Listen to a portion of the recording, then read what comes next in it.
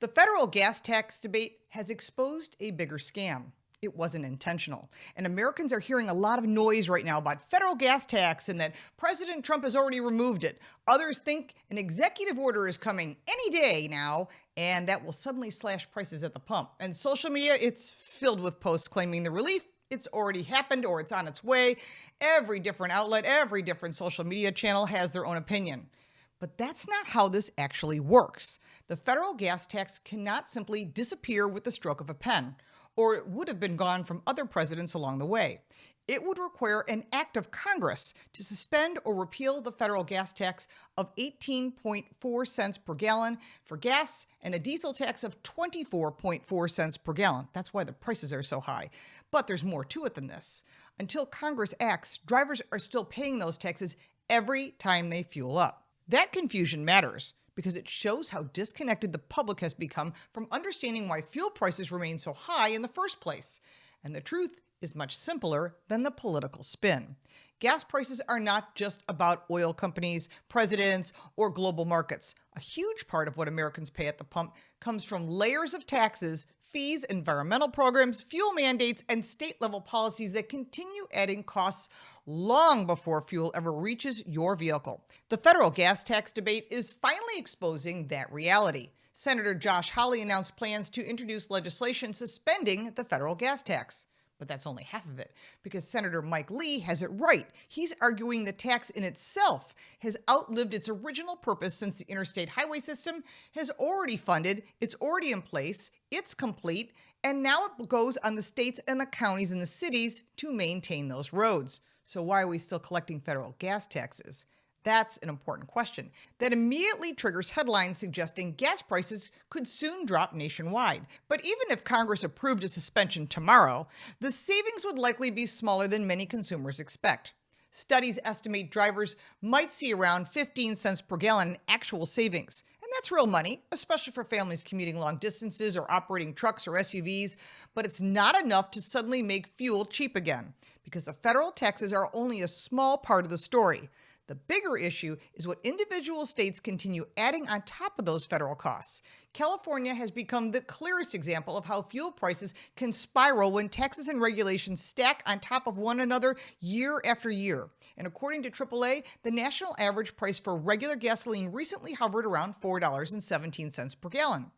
In California, drivers are paying close to $6 per gallon on average, with some areas pushing toward $7 per gallon. Diesel prices, well, they're even higher. I'm waiting for them to hit $10 a gallon in California. And that price gap is not happening by accident. California drivers are paying some of the highest fuel taxes and regulatory costs in the country. State excise taxes, special fuel blend requirements, low-carbon fuel programs, cap and trade costs, environmental fees, and refinery regulations all contribute to higher prices in that state alone. And once those costs are built into the system, consumers pay them every single time they stop at the pump. And the federal gas tax is just a small little piece of that puzzle. And that's why Representative Kevin Kiley introduced the Gas Tax Reduction Act, targeting states with gasoline taxes exceeding 50 cents per gallon. And you know California and New York certainly qualify for that. The proposal would reduce certain federal transportation funding to states that continue pushing fuel taxes beyond the threshold. In other words, they got greedy, and now the federal government's going to put their foot on their neck. I like that. We should not be paying this much in gas taxes, no matter what state you live in.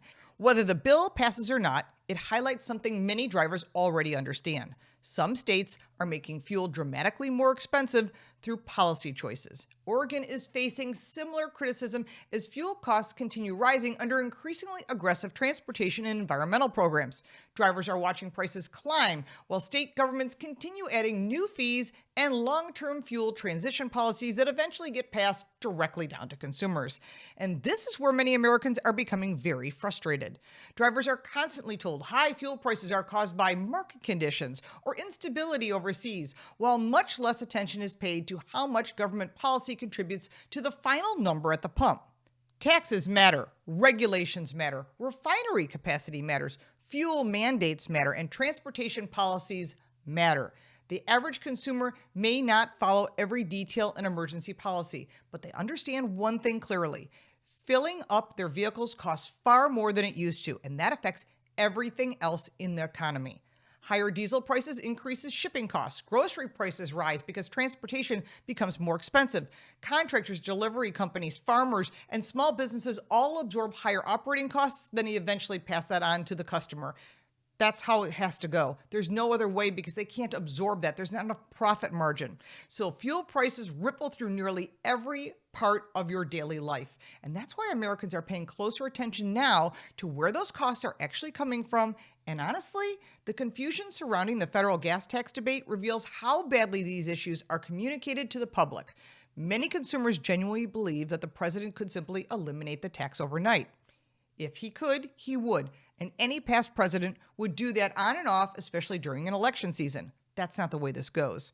While others assume prices should already be dropped, it's not that easy. Meanwhile, nothing has changed yet. The federal gas tax is still fully in place. States are still collecting their fuel taxes, and some of them much higher than others, and drivers are still paying the same elevated prices. The larger problem is that Americans have spent years watching transportation costs steadily rise, and the cost of vehicles too, while getting very few straightforward answers about why. And vehicle prices are high, insurance costs are higher, repair costs are higher, and interest rates are higher. And fuel remains one of the most visible weekly expenses families deal with. And that's why the gas tax conversation is resonating now in a way that it never has before. Consumers are starting to connect the dots between fuel costs and government policy. They're asking why certain states consistently pay dramatically more than others. They're questioning why taxes and fees continue rising while road quality, well, they suck. The roads are horrible across the entire country, and I've driven in almost every single state, and I will tell you, all the roads need repair. The bridges need repair. But that often fails to improve at the same pace as these increased taxes. Where's the money going is what I want to know. And these are fair questions. The original purpose of the federal gas tax was to help build and maintain interstate highway systems. Today, many drivers feel like they're paying more while getting a lot less in return. Roads remain in poor condition in many areas despite billions of dollars collected annually from motorists, from you. And at the same time, governments are searching for even more transportation revenue by charging you additional fees. Where is that money going? We need to follow the money. As electric vehicles and hybrids have increased interest, many states are already experimenting with replacement taxes, taking more of your money, including EV registration fees, hybrid registration fees, mileage-based taxes, road usage charges, all on top of the gas tax. Why? Because the government needs your gasoline tax revenue, and eventually as that declines, fewer people will buy fuel. They're hoping that they can offset that by just taxing you additionally. And that means transportation taxation is not going away anytime soon. It's simply evolving, as they would say. And consumers are beginning to realize that, and they're not happy about it. The real issue here is not whether drivers might save a few cents per gallon if Congress temporarily suspends the federal gas tax. The real issue is how much of today's fuel pricing structure is driven by taxes, regulations, and policy decisions layered on top of the cost of energy over decades. And while elected officials say, oh, we're going to lower the cost to everyone, that doesn't ever seem to happen. That's the part many headlines skip, and that's why we're addressing it. Americans do not need panic headlines or political theater. They need honest conversations about energy policy, infrastructure spending, refinery capacity, and how transportation costs impact working families. It impacts all of us. Because at the end of the day, drivers do not care about political talking points when they're standing at the pump.